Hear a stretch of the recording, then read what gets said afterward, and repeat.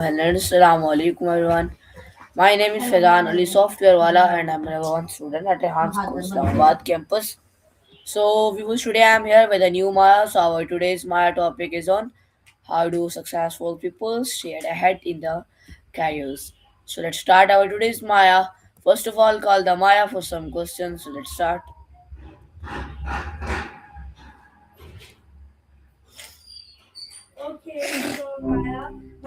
What's up?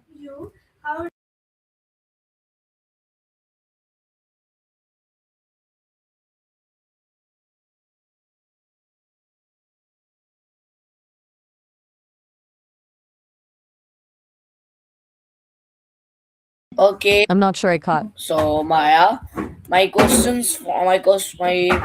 first All question, right. my first question from you is Maya, what mindset differently takes high successful professionals from average performers?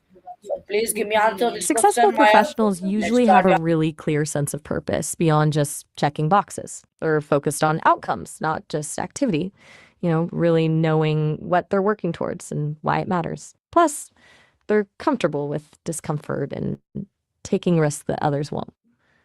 What's the first thing that comes to your mind when you think about what separates those two groups?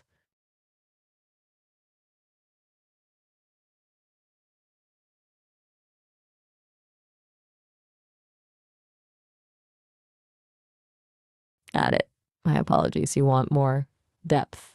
High performing professionals aren't just working harder, they're operating from a different mental model.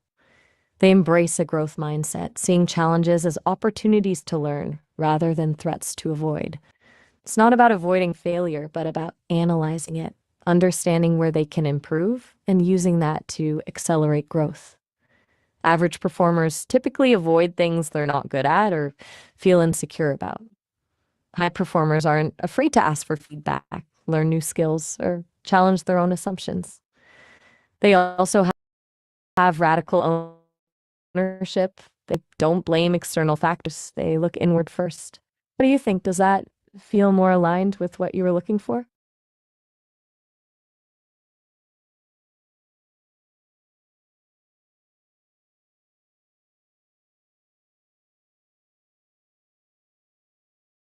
Take your time. That's really great answer, Maya. So Maya, my next question from you is that what mindset differentiates how do successful people turn failures into learning opportunities? Now, what role does self-discipline play in staying ahead? Did you know how does emotional intelligence impact career growth? So let's start your answer, man. Please give me answer on this question. Let's start.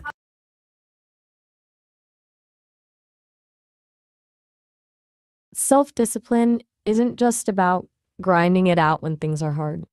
For high performers, it's actually how they create space for reflection after failures, setting time aside to unpack what happened and identify concrete lessons. Emotional intelligence is key here. Someone with high EI can step back from the emotional hit of failing, stay objective about their role in it, then approach the lessons with curiosity instead of beating themselves up. That objectivity is also a source of courage for future risks. The biggest difference between emotional strength and self discipline is that discipline is like structure, and the emotional intelligence is like a compass guiding that structure. Make sense?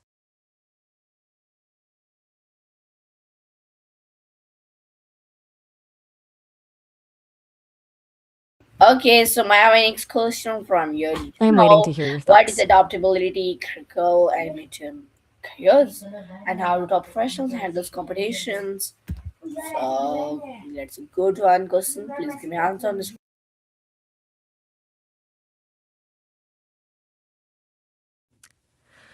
Adaptability isn't just reacting to change, it's actively seeking it out. High performers see every challenge as a chance to prototype a solution. They're less afraid of ambiguity. What I've observed is that they treat every situation like an experiment. Let's try this out, see what happens, adjust if it doesn't work. They get comfortable with what we might call intelligent improvisation, making creative decisions on the fly without getting paralyzed by perfectionism or analysis paralysis. They're building comfort with ambiguity and embracing the idea that the initial plan is just that, an initial plan. The question really becomes less about being right and more about being quick at learning what's actually working versus what's not, which creates a constant iterative process. Does that click with how you see it?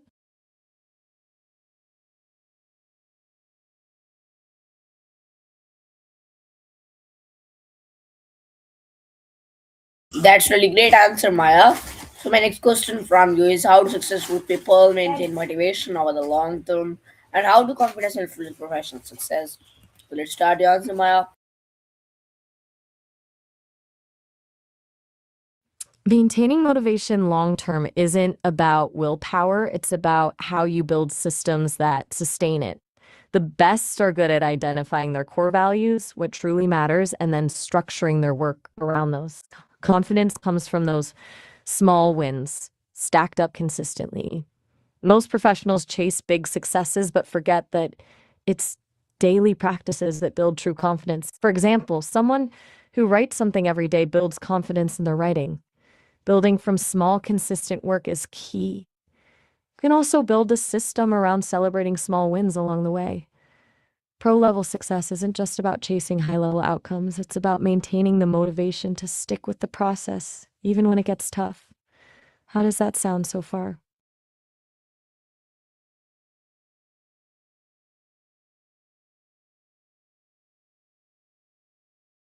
Okay, so my next question from you is What are your initial that thoughts? how do I achieve a mental stuff about? Let's start your answer, Maya.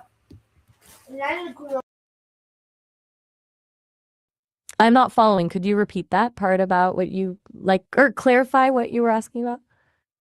Losing weight? So my question from you is how do high achievers manage self doubts? High achievers don't eliminate self doubt, they actually use it.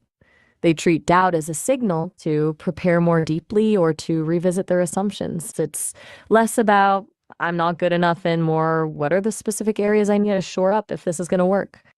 Confidence for them comes from preparation, so they almost seek out what could go wrong rather than avoid it.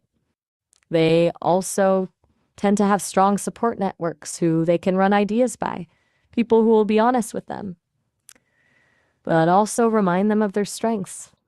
Ultimately, doubt is like a radar system rather than a brick wall for them. How does that compare to your own experience with self doubt?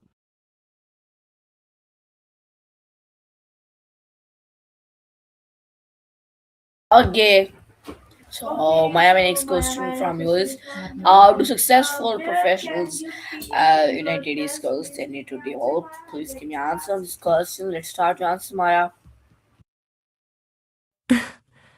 I'm not entirely sure I understood your question about successful professionals in schools. Could you try rephrasing it for me?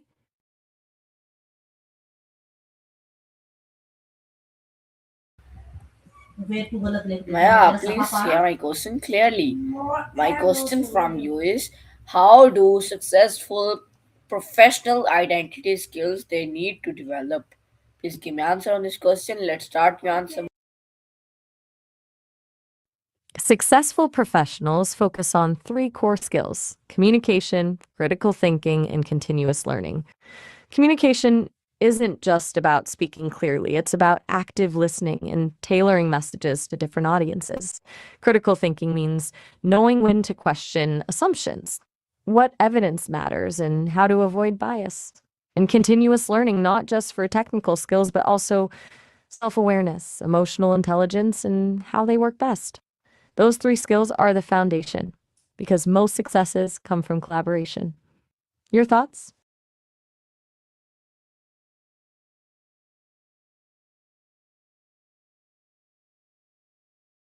Okay, that's really great. So my next question from you is what role does lifelong learning play in career advancement? Please give me a very interesting answer on this topic. Let's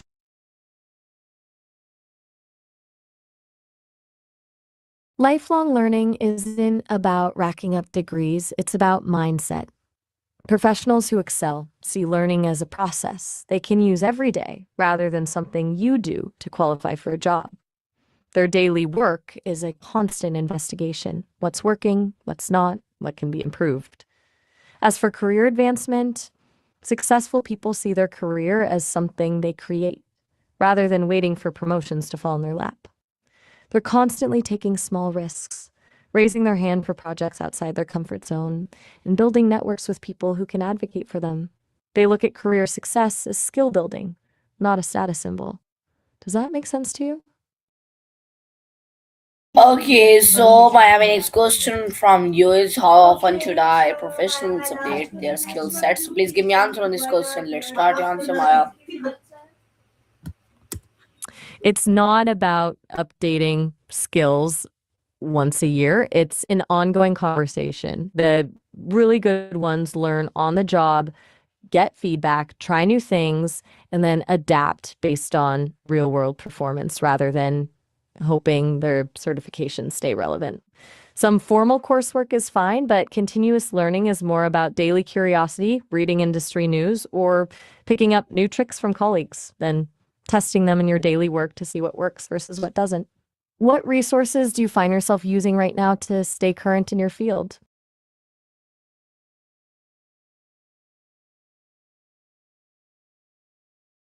Okay, so my next question from you is that how do successful people stay updated with industry trends and what is the importance of digital literacy today? Please give me answer on this question. Let's start your answer, Maya. Staying current isn't about reading every industry blog. It's about curating sources you trust. Maybe a couple key newsletters, following thought leaders on platforms like LinkedIn or X, or joining relevant online communities. Successful pros see trends as signals to test out new approaches to their problems rather than threats to the status quo. And digital literacy isn't just about knowing how to use tools, it's about understanding how technology shapes communication, marketing, and even human behavior. With how fast AI is moving right now, those who adapt to tech can work smarter instead of doing more.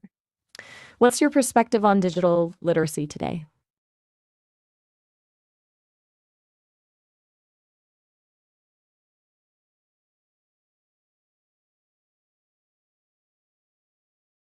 I'm listening when you're ready.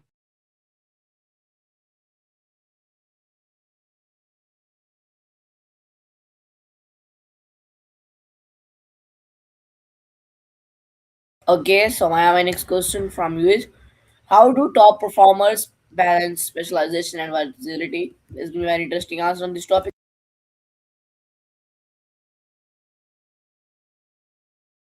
Top performers aren't afraid to go deep on one skill, but they understand that depth can become a constraint if you never look up and adapt.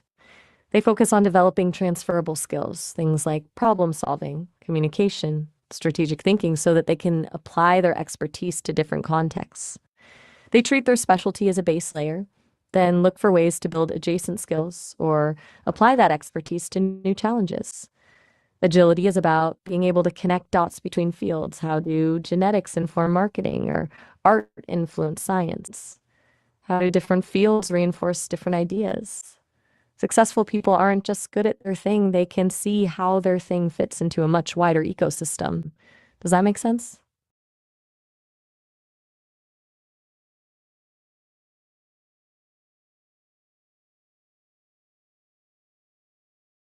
I really appreciate your answer, Just Maya. waiting to hear your So thoughts. I really appreciate your answer. That's really great. So how do they choose for the opportunities to pursue, and how important is waiting for professional growth? So let's start the answer, man. Please give me fully long and interesting answer. Sorry, only interesting answer.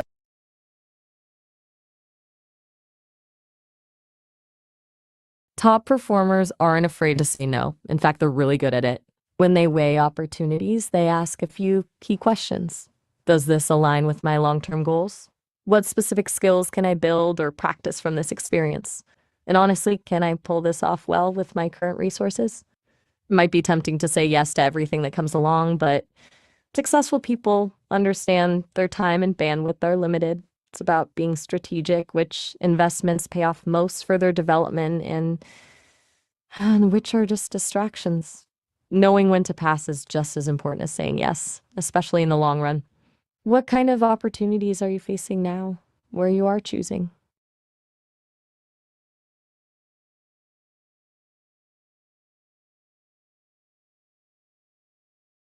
Okay, so my next question from you is I'm here when how do successful people invest in personal development and how do successful individuals build strong professional networks? So let's start and answer my.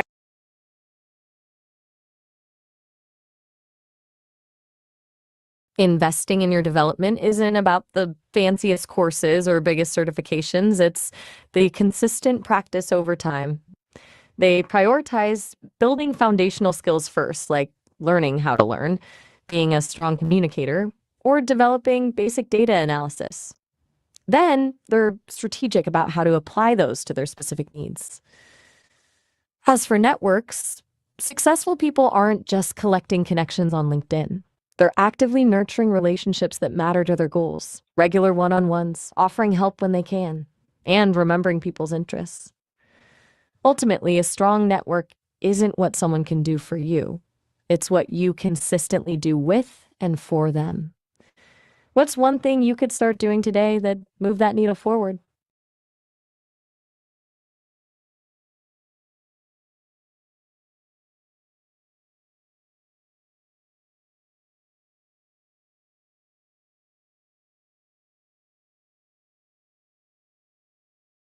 Just waiting to see what you think. That's really great answer, Maya. So my next question from you is Maya, what is the value of mentorship in career success and how do they maintain long-term professional relationships? How do personal branding affect career advancements? And why is repetition critical in professional life is very important. So let's start to answer, man. Please give me fully interesting answer.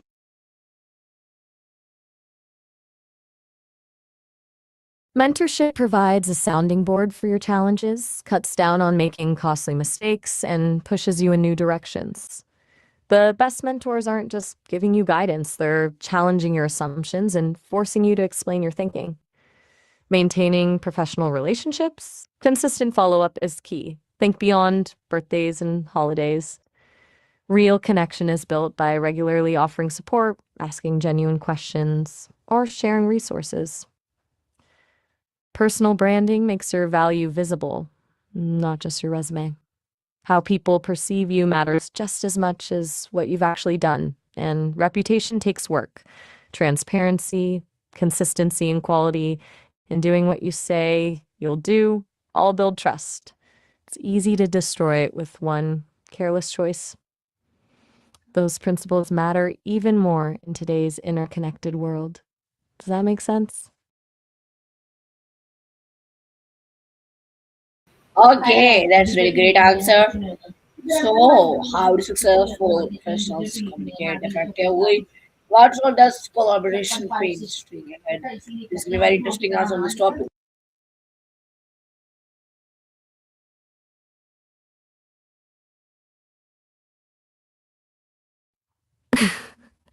Successful collaborators approach it like conducting an orchestra. Each person knows their part, but they listen to the overall melody rather than just focusing on their instrument.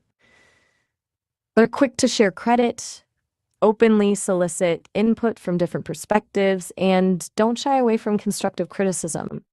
They also understand the power of psychological safety, creating an environment where people feel comfortable voicing their ideas without fear of judgment. Collaboration isn't just about working with others, it's about enabling everyone to contribute their best work. Where do you see collaboration working well versus not working so well in your own experience? Okay, that's really great. So, my next question from you is how do Sounds they like you're right. leverage LinkedIn and social platforms, and how do they handle workspace conflicts professionally? How do they handle how important cultural intelligence in global careers? Let's start. Yeah.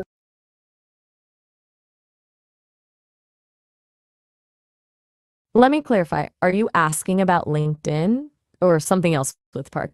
LinkedIn lets you build a visible record of your expertise and connect directly with mentors and potential collaborators. But it's not just about racking up connections, it's about engaging in meaningful conversations. And when professional disagreements happen, the best approach is clarity and calm. Frame conflict as disagreements over ideas instead of personal attacks. Focus on problem solving, not winning, and always aim for transparency. As for the future, I think those with emotional and social intelligence will handle whatever tech disruptions come next most effectively. What role do you think those qualities play in career success?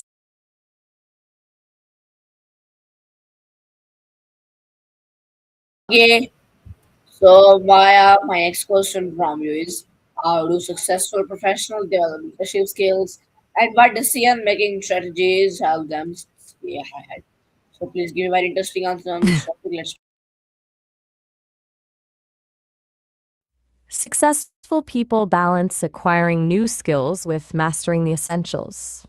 They choose vertical skills, things that deepen existing expertise, and horizontal skills, things that broaden their scope and connect new ideas. Decision making strategies that make a difference? First principle thinking, like Elon Musk uses, breaking down complex problems into fundamental truths. Secondly, they aren't afraid to make small bets to test assumptions rather than investing fully before understanding risks. They also factor long term outcomes versus just chasing what pays off next quarter. But their mindset? Every outcome is a prototype, every mistake, a learning opportunity. Does that resonate with you? okay. So my next question from you is how do they manage time effectively? So please give me answer on this question. Let's start the answer, Maya. And please give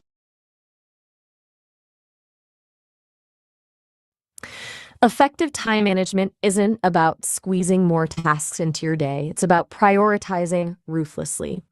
Top performers block time for their most important work and fiercely protect that schedule, so they build their days around priorities instead of letting them get bogged down with distractions. They use things like Eisenhower's urgent important matrix: what needs immediate attention, what can be delegated, what gets scheduled, and what gets trashed.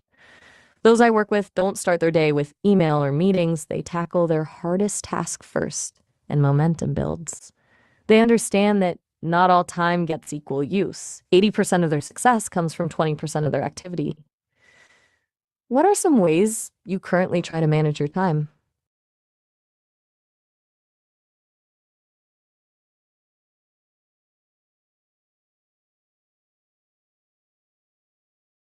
okay. What's on your mind So my regarding next time question management? from you is how do they prioritize tasks in high pressure environments? Please give me a very interesting answer on this topic.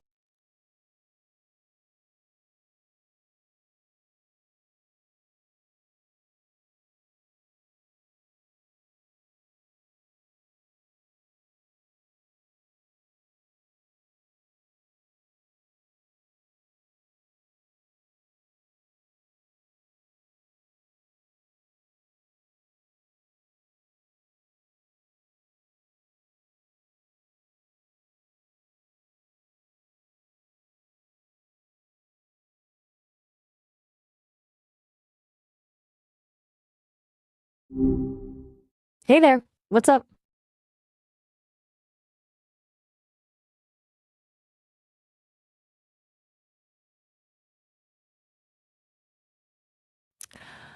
I'm not sure I caught all of that. Was it something about a podcast question on supporting friends or inspiring others? Can you say that again?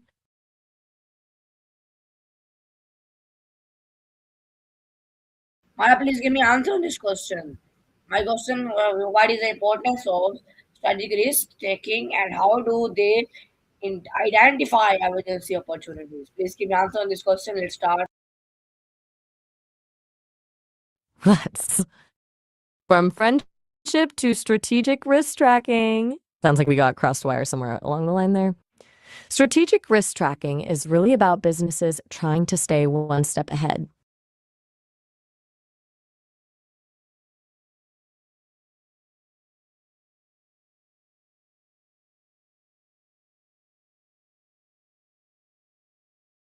Okay, why is not responding? So we'll serve my. I hope you like it. I'm reviewing you my next topic. The laugh is Pakistan. Zindabad.